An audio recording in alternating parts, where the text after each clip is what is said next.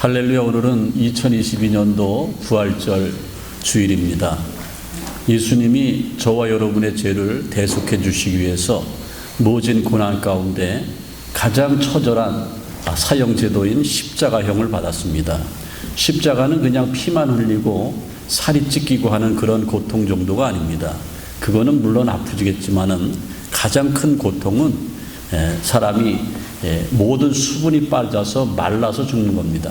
생선이 물에 있어야 되는데 햇빛에 갖다 놓으면은 그 생선이 배짝배짝 말라서 죽는 것처럼 십자가의 죽음은 사형틀에서 일찍 죽는 사람은 2시간 만에도 죽고 길게 가는 사람은 보름 만에 또 죽고 그러는데 예수님은 3일 동안 고초를 당하시다가 죽으셨습니다.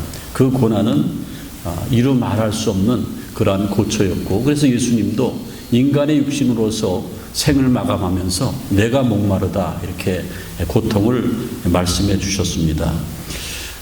제가 예수를 믿고 목사가 된 이유가 있습니다. 물론 세상에 태어나니까는 저희 어머님이 교회 집사님이어서 어쩔 수 없이 교회 끌려다녔지만은 결정적인 순간은 제가 고등학교 1학년 때 어머니와 함께 산에 여름방학 때 기도원에 갔다가 그 목사님의 말씀을 듣고 제가 예수님을 확실히 영접했습니다. 무엇이었냐면은 예수님이 나를 위해서 죽으셨다가 부활하셨다라는 겁니다. 그 부활의 사실을 확신할 때에 여태까지 주일학교에서 교회에서 말씀으로 들었던 천국과 영원히 사는 것이 의심이 갔었는데 그 순간 그때부터 의심이 없었습니다. 그래서 저는 목사가 됐고 또 목회 생활을 수십 년 하면서 한 번도 후회한 적이 없었습니다. 왜 그랬냐면은 예수님은 진짜 다시 살아나셨기 때문입니다. 예수님은 진짜 부활하셨기 때문입니다. 예수님은 저에게 생명이시고 여러분에게 생명이기 때문에 저는 결코 후회하지 않았습니다. 예수님의 무덤은 빈 무덤입니다. 예수님의 무덤은 빈 무덤이고 예수님이 금요일날 십자가에서 돌아가셨는데 토요일날 하루 안식하시고 안식 후 첫날 부활절 새벽에 이제 부활하시는데 무덤에 와보니까 이미 예수님은 부활하셨고 나중에 여인들에게 나타나셔서 부활의 이렇게 모습을 보여주시게 됩니다. 그래서 부활은요 우리에게 참 기쁨입니다. 죽음은 끝이 아닌가? 죽음 때문에 두려워하는 사람들이 얼마나 많이 있습니까? 지금 건강에 잘 살고 부유하게 잘 살고 또 주변 환경이 너무나 행복하고 좋은데 내가 죽는다라는 거 얼마나 슬픕니까? 하지만은 우리가 이 땅에 사는 삶은 잠시의 삶입니다. 그리고 영원한 삶, 영원히 죽지 않는다는 주님의 말씀을 우리는 믿고 있습니다. 그래서 부활은 우리에게 큰 기쁨이 되는 거예요. 세상의 모든 무덤은 그대로 있고 시체가 썩어 있지만은 예수님의 무덤은 저처럼 빈 무덤이라는 겁니다. 우리 기독교의 핵심도 역시요 예수님의 십자가와 부활이 기독교의 핵심입니다. 요한복음 11장에 보면은 예수께서 가라사대 나는 부활이요 생명이니 나를 믿는 자는 죽어도 살겠고 살아서 믿는 자는 영원히 죽지 아니하리니 내가 이것을 믿느냐 이렇게 말씀하셨습니다. 우리가 영원히 사는 것, 다시 사는 것이 없다고 하면은 우리는 오늘날 기독교도 없었을 것입니다. 사도신경은 오늘도 이제 예배 시작하면서 우리가 다 암송하고 우리의 신앙으로 고백했는데 사도신경 후반부에 가면은 이런 우리의 신앙 고백이 있습니다. 죄를 사하여 주시는 것과 몸이 다시 사는 것과 영원히 사는 것을 믿사옵나이다. 아멘 한 사람은 영원히 사시길 바랍니다. 영원히 사는 것을 믿사옵나이다. 저는 좋은 목사예요. 3명이 아멘 안 해서 제가 다시 한번 한 거예요. 우리의 신앙 고백, 그게 성경의 근간이고 예수님이 우리에게 말씀하신 겁니다. 그래서 부활은 우리에게 최고의 축복이고 최고의 기쁨입니다. 그래서 우리가 이 땅에 살아갈 때 조금 힘들 수 있어요. 병들 수 있습니다. 또 실패할 수도 있어요. 마음이 착잡할 수 있습니다. 하지만은 이 땅에서 그런 건 다 있는 거예요. 하지만 이 땅의 잠시의 삶 때문에 우리가 우울하게 살 필요가 없습니다. 우리는 부활할 것이고 영원히 살 것이고 그 신앙 까닭에 우리는 기쁨으로 살 수 있습니다. 여러분, 오늘 부활절입니다. 기뻐하시길 바랍니다. 근데 표정들이 좀 이상해요. 기쁘지 않은 것 같아요. 자, 기쁘지 않은 분들 기뻐하시라고 이렇게 한번 인사하세요. 옆에 분들한테 허리를 꾹 찌르면서 까꿍. 그래요. 이 표정입니다. 이 표정이. 주일날은요, 주님이 부활하신 날인데 까꿍하는 이 표정으로 우리는 기쁜 거예요. 세상에 고뇌가 없는 사람이 어디 있겠습니까? 사람들은 말합니다. 사람들이 살아갈 때에 가장 관심 갖는 게 성공하는 것 아닙니까? 어떤 삶을 살아도 성공하는 게 다 관심 갖는 거 아닙니까? 그래서 공부도 열심히 하고 좋은 직장도 다니고 비즈니스도 하고 사람관계도 유지하지 않습니까? 그리고 성공하는 이유 중에 하나가 행복해지려고 하는 것 아닙니까? 그런데 여러분들, 행복이 먼저입니까? 성공이 먼저입니까? 철학자 커버 박사는 성공한 사람이 행복한 것이 아니고 행복한 사람이 성공한 것이다. 그러면 그 행복은 누가 주는 거예요? 사람을 보며 세상을 볼 때는 만족함이 없었네. 거기에는 진정한 행복이 없었고 일시적인 행복이었지만은 나의 하나님 그분을 볼 때 나는 만족하였네. 성경은요, 우리에게 행복론을 말하고 있습니다. 어떻게 하면 행복할 수 있는가? 말씀대로 살면 행복할 수 있다고 합니다. 그래서 우리 기독교 성경은요, 우리가 다 읽어야 돼요. 여러분들, 우리 교회 나오시려면요, 오늘 간 보려고 나오신 분들은 하나 명심해 둬야 될 것은요, 성경 안 읽고 신앙생활 하려면 우리 교회 아예 나오지도 마세요. 왜냐하면 성경을 안 읽은 사람들한테 설교하고 신앙으로 이끌기는 너무나 힘든 거예요. 성경은 생명이고요, 성경은 예수님의 말씀이고 우리에게 능력이 되는 하나님의 말씀입니다. 그래서 시편 112편 1절에 보면은 여호와를 경외하며 그 계명을 크게 즐거워하는 자는 복이 있도다. 하나님의 말씀을 경외하고 그 말씀을 듣고 읽고 지키고 그렇게 경외하는 자에게 복이 있다. 이것이 영원한 행복인 것입니다. 그래서 하나님을 가까이 하는 것이 말씀을 가까이 하는 거예요. 또 어떻게 하면 우리가 행복할 수 있는가? 뻔한 얘기합니다. 예수 잘 믿으면 됩니다. 예수 잘 믿으면 돼요. 그 예수 잘 믿는 게 뭐예요? 예수님과 소통을 해야 돼요. 교회 아무리 오래 다니면 뭐합니까? 예수님이 모른다 그러는데, 예? 우리가 기도 아무리 하면 뭐합니까? 형식적인 기도니까 예수님과 소통이 안 되는데 그게 무슨 기도입니까? 우리가 아무리 이렇게 훌륭한 예배당에서 예배를 드리지만은 다른 사람의 예배는 다 받으시는데 내 예배를 안 바친다고 하면은 내가 뭐가 행복하겠습니까? 주님과 상관이 없는데. 예수 잘 믿으면 행복하다고 성경은 분명히 말씀하고 있습니다. 그리고 또 한 가지는 천국에 소망이 있는 사람, 내가 죽으면 끝이 아니고 내가 죽어도 영원히 산다. 우리 주님이 부활하셨기 때문에 내가 영원히 산다. 그것을 고백하는 자가 행복한 거예요. 오늘 성경 봤지만은 고린도전서 15장은요 부활장입니다. 오늘 19절에 보면은 부활이 없고 천국이 없으면은 우리는 가장 불쌍한 사람이다. 그런데 부활이 진짜고 천국이 진짜 있으면은 부활을 믿지 않냐는 세상 사람들, 저 사람들이 더 불쌍한 사람이라고 우리는 말씀을 통해서 깨닫게 됩니다. 부활이 없다고 하면은, 영원히 사는 게 없다고 하면은, 천국이 없다고 하면은 여기서 누가 제일 불쌍하겠습니까?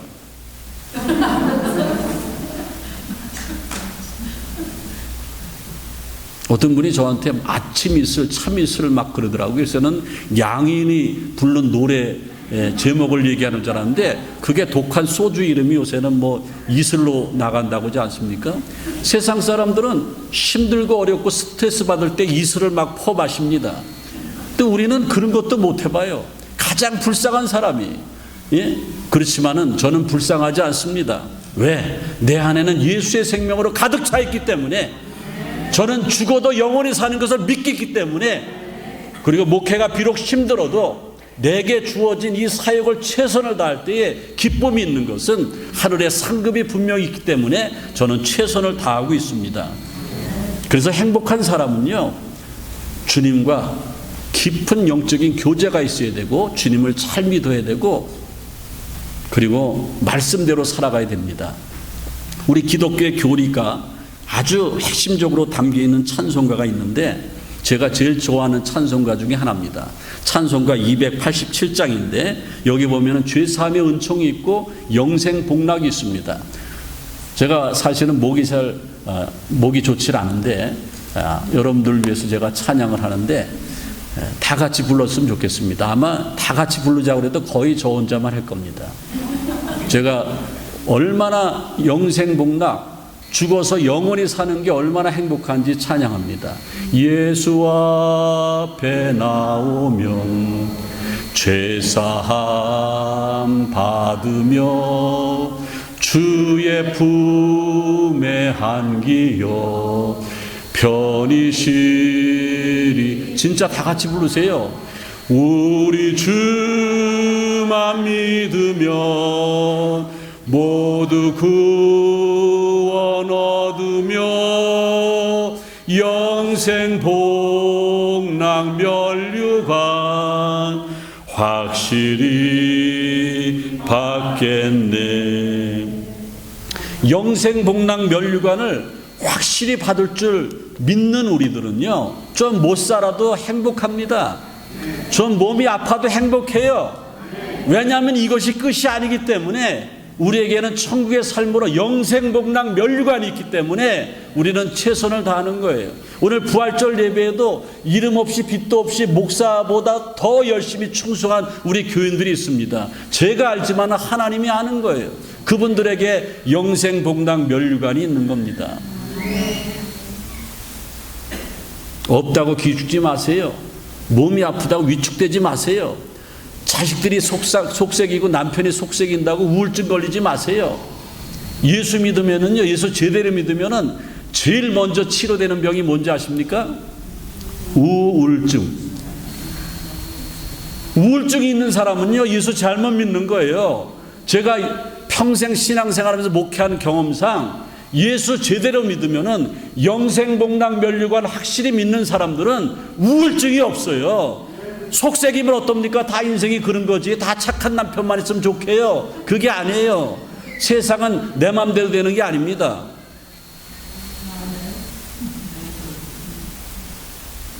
그래서 여러분들 나이 들면 다 거기서 거기라는 말 들어보지 않았습니까? 어떤 사람은 미국 오니까 서울대, 고대, 연대 나온 사람들이 왜 이렇게 많은지 몰라요. 예? 그런데 그것도요, 60살 넘으면은 지식이 평준화가 되는 거예요. 예? 생활 속에서 아는 게 거기서 거기라는 거예요. 서울대, 고대, 연대 나온 사람이나 중학교나 국민학교까지 나온 사람이나 거기서 거기라는 거예요. 생활 속에 번뜩이는 지식과 지혜는 아무리 공부 안 해도 요새 유튜브만 보면은 구글이 다 가르쳐줘요. 그래서 똑똑하지 않습니까? 그러니까는 기죽지 마세요. 나이 들면 다 아무리 많이 배우면 뭐합니까? 거기서 거기예요. 그리고요, 이쁜 거, 잘난 거 자랑하지 않습니까? 70이 넘으면은 여성분들 별 수 없어요. 미스 코리아 출신인데 평생 그냥 두들기기만, 외모만 관리하면서 살았어요. 그냥, 예? 허리도 날씬해야 되고 피부도 좋아야 되고. 그런데 70이 넘으면은 미스 코리아 출신이나 시골 장터에서 평생 국밥이라 말았던 아줌마나 거기서 거기에요. 다 쭈글쭈글해요. 그리고 아무리 분바르고 화장해도 윤기가 안 나는 거예요. 예? 여러분, 너무 사람들 비교하면서 살지 마세요. 그러다가 우리는 사탄 마귀에 시험 드는 거예요. 교회 와서 어떤 여자가 나보다 옷을 잘 입었나, 그거 신경 쓰지 마시고 어떤 사람이 아멘을 더 잘하나, 어떤 사람이 정말 주님 앞에 더 가까이 가는가, 그거에 관심 가져야 돼요. 예? 그래서 새빨간 거짓말 중에 하나는요, 특별히 연세 드신 분들 기억하세요. 새빨간 거짓말 중에 하나는 젊어 보이세요. 그거 거짓말이에요. 듣기 좋으라고 그러는데 그거 거짓말이에요. 나이 들면 다 거기서 거기라는 거예요. 그럼 누가 제일 예쁜가? 누가 제일 행복한가? 예수 잘 믿는 사람이. 부활하신 주님을 확실해서 내가 이 땅에 사는 것이 끝이 아니고 영원히 사는 것을 믿는 사람은 얼굴이 환해. 달덩이 같아요. 왜? 마음의 근심 걱정이 막 다 사라지니까는 기쁨이 충만한 거죠. 부활신앙의 핵심은 뭔지 아십니까? 부활신앙의 핵심은 사람이 죽음으로 끝나는 것이 아니라는 거예요. 죽음으로 끝나는 것이라면은 제가 몇 번 얘기했지만 제가 왜 목사를 하겠습니까? 죽음으로 끝나지 않아요, 여러분들. 우리의 삶은 죽음으로 끝나지 않아요. 사람은요, 두 가지로 구성되어 있어요. 하나는 육체로 구성되어 있고 하나는 영혼으로 구성되어 있습니다. 하나님이 천지를 창조하실 때 창세기 2장 7절에 보니까는 흙으로 하나님의 형상대로 사람을 지으사 그리고 코에다가 하나님께서 후하고 그 코에 생기를 부어 넣으시니 생명이 된지라. 그래서 사람에게는 짐승에게 없는 생명, 영혼이 있는 거예요. 죽음이 뭡니까? 성경적으로 해석한 죽음은요, 이분법으로 해석하는데 우리의 육체에서 영혼이 떠나가는 겁니다. 육체는요, 영혼이 떠나가면 썩어요. 먼지가 되는 거예요. 어떤 분들은 매장할 것이고 어떤 분들은 화장할 것인데 먼지로 썩고 그냥 흙으로 돌아가는 거예요. 그런데 우리의 영혼은 그대로 있는 거예요. 그래서 우리는 영생복락하는 겁니다. 죽음은 끝이 아니에요. 우리 예수 믿으면서 부활신앙이 없는 사람은요, 신앙이 흔들려요.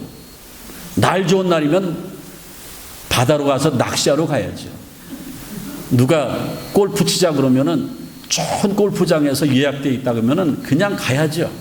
그렇지만은 부활의 주님을 믿는 사람은 그렇지 않아요. 이 주일날이 무슨 날인지 아십니까? 따라해 보세요. 예수님 부활하신 날. 성경 보세요. 안식 후 첫날 예수님이 부활하신 날이 주일이고 2000년 전부터 우리 기독교인들은 주일날 모여서 예배드리는 거예요. 그래서 주일날 예배드리러 나오는 것이 뭐예요? 부활하신 주님을 만나는 거예요. 그래서 나약한 우리들이 힘을 얻고 그리고 절망적인 가운데 있는 사람들이 소망을 얻는 것이 주일날이라는 겁니다. 평생 대학생 선교에 몸담아왔던 로슈 맥도르라는 사람은 이런 말을 했습니다. 예수님의 부활이 사실이 아니라면은 인류 역사상 기독교인들은 최대의 사기극을 벌이고 있는 것이다.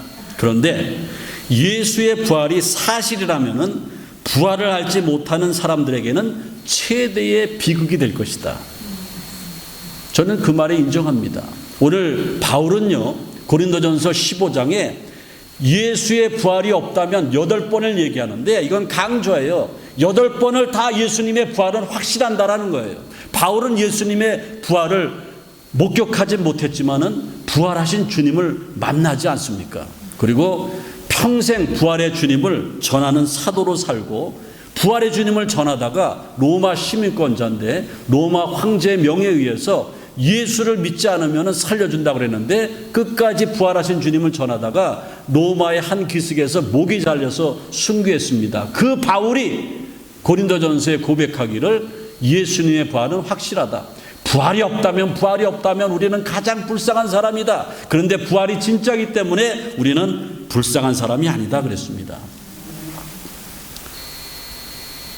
저는 해외 여러 나라를 가봤는데 가본 나라 중에서 기억에 남는 나라가 터키입니다. 터키인데 터키를 왜 기억에 남냐면은 터키에는 기독교 유적지가 굉장히 많아요. 소아시아 7교회, 요한계시록에서 말하는 소아시아 7교회가 있고요.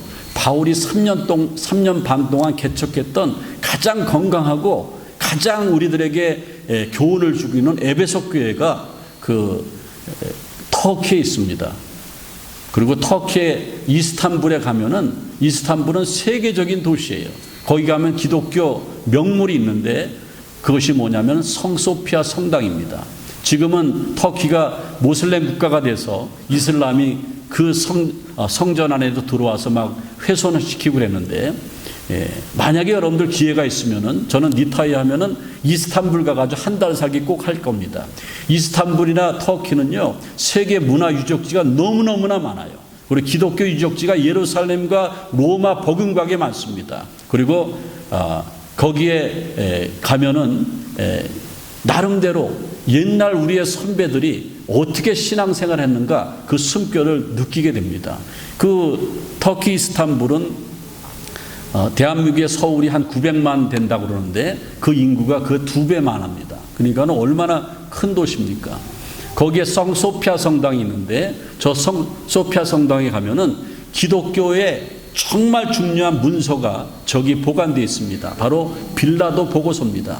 저것 때문에 부활을 믿는 사람들이 저기를 많이 방문합니다.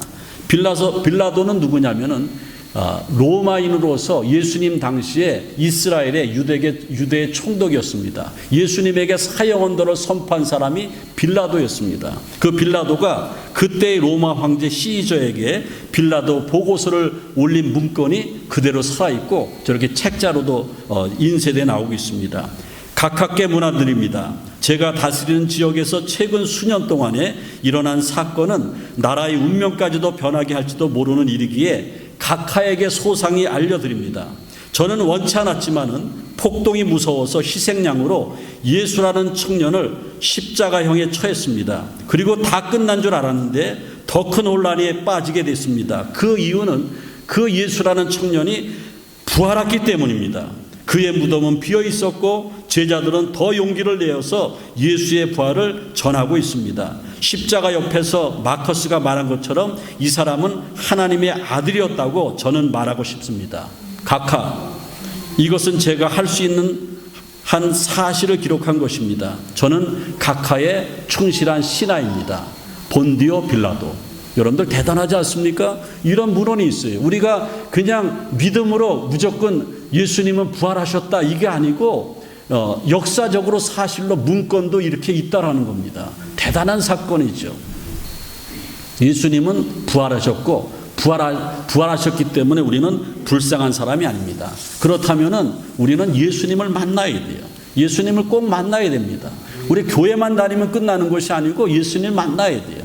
제 목회의 주안점은 제가 예수님을 바르게 믿고 부활하신 주님을 영접하고 나서 제가 목사까지 됐는데 제가 목회하면서 주안점은 우리 교회에 있는 모든 성도 여러분들이 부활하신 주님을 만나는 거예요.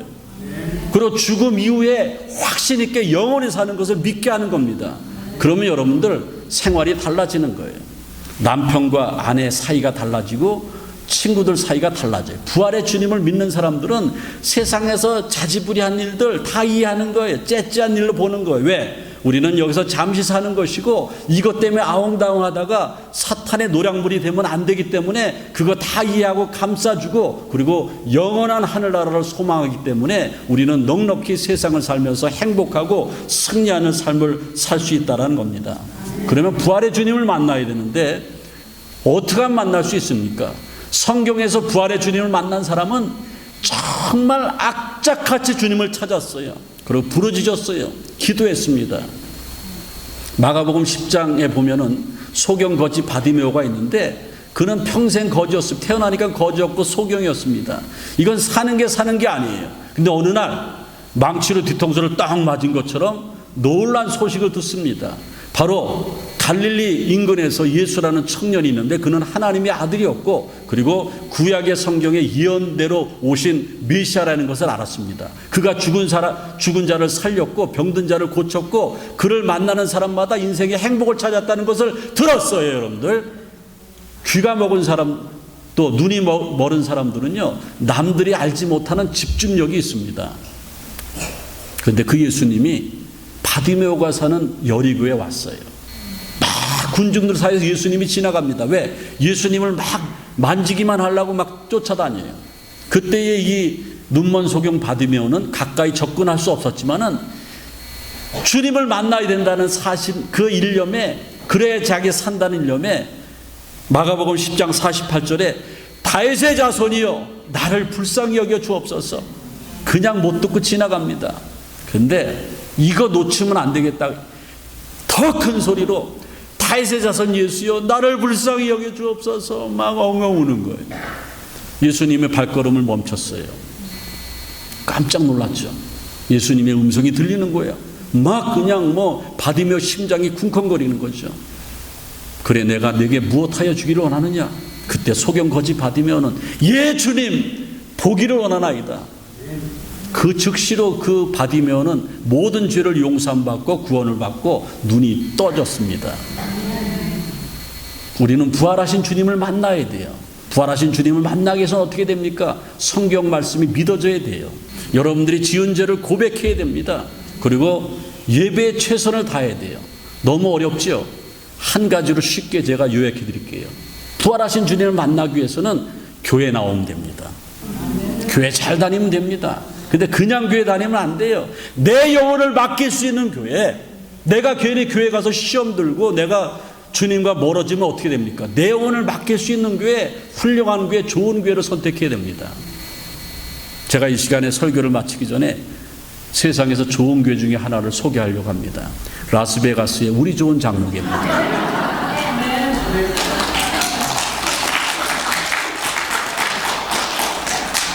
거기에는 임명진 목사가 목회하고 있어요.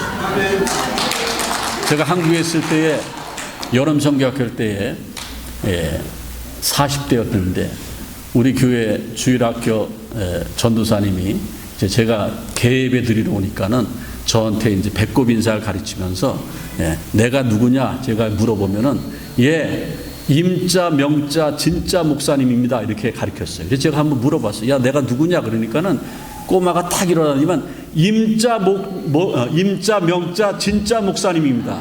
근데 제가 거기서 깜짝 놀랐어요. 맨 마지막에 진짜 목사. 진짜 목사라면 가짜 목사도 있구나. 이제 그때부터 나는 목회하면서 내가 진짜 목사 돼야지. 그래서 설교를 준비하면서 진짜 목사처럼 준비하고 교인들 신방 가도 진짜 목사처럼 신방하고 교인들 위해서 기도해도 진짜 목사처럼 기도했습니다. 이제 오늘 말씀을 마치겠습니다. 세상 사람들은요 건강을 위해서 돈을 투자합니다. 오래 살라고 투자해요. 은퇴 자금을 모으려고 합니다. 안 하던 운동도 합니다. 몸에 좋다는 웰빙급식만 먹어요. 좋다는 보약 다 먹습니다. 건강식품 막 먹습니다. 그런데 한 가지 영생에 대한 투자는 없다라는 거예요. 성경 시브리서 9장 27절에 보면 한번 사람이 죽는 것은 하나님의 정해놓은 것인데 그 위에는 심판이 있다. 심판은 영원히 사는 사람과 영원히 죽는 사람과 나눔이 있다라는 거예요. 그래서 지금은 웰빙의 시대가 아니고 웰다잉의 시대입니다. 어떻게 품위 있게 죽는가 그리고 잘 준비된 죽음을 맞이하는가. 우리는 곧 죽습니다. 잘 준비된 죽음을 맞이하기 위해서는 신앙생활 살아야 돼요. 말씀대로 살아야 됩니다. 그래야지 영생복락 면류관을 얻는 것 아닙니까? 이제 말씀을 마칩니다. 오늘 우리 교회 성도님들은 다 아시지만은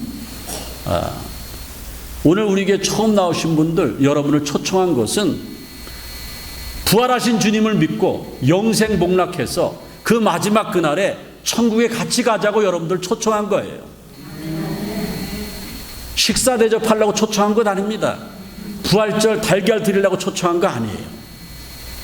마지막 그날에 영생복락 면류관을 받고 천국에 같이 가기 위해서 여러분들 초청했습니다. 오늘 제가 기도할 때에 아멘 하시면 됩니다. 영생복락 면류관 구원받는 거 잠깐이에요. 투데이 오늘. 투데이는 선물입니다. 주님의 구원은 즉각적으로 오늘 이루어지는 것이지 내년 부활절에 이루어지지 않습니다. 혹시 여기 내년 부활절에 또 손님으로 오실 분이 있는지 모르지만은 오늘을 붙잡으세요. 제가 기도할 때에 아멘 하시면은 여러분 중심에 주님이 임하실 줄로 믿습니다. 기도하겠습니다. 주님 감사합니다. 부활하신 주님이 나의 생명 되심을 믿습니다. 주님이 나의 길 되심을 믿습니다. 오늘 사랑하는 교우들과 초청받아서 나와서 하나님의 말씀을 듣는 귀한 분들, 내 자존심과 내 권위와 나의 잘못된 것 다 내려놓고 주님 앞에 항복하며 주님을 나의 주님, 나의 구주로 영접하게 도와 주옵소서. 우리의 지은 죄를 용서해달라고 주여 나를 불쌍히 여겨 주시옵소서. 주님 앞에 고백하게 도와 주시옵소서. 그래서 우리도 이 땅에 사는 것으로 끝나는 것이 아니고 영생복락 면류관을 누리며 이 땅에 살아갈 때에 정말 행복하고 만족한 인생을 남은 여생에 살아가게 도와 주옵소서. 부활이요 생명이신 우리 구주 예수님의 이름으로 기도하옵나이다. 아멘.